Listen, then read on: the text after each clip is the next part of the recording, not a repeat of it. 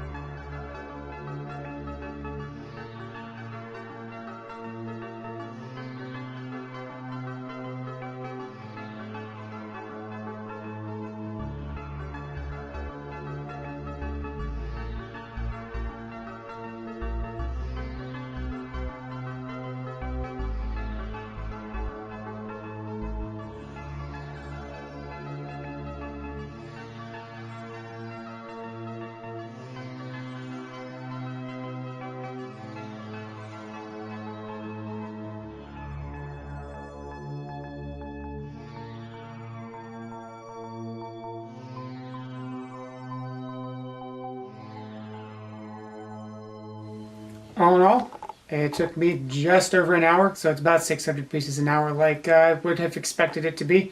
Well, there we go. There is the completed One Starcruiser. And it doesn't look half bad. It isn't quite how I expected it was going to look, but it's still not a bad model.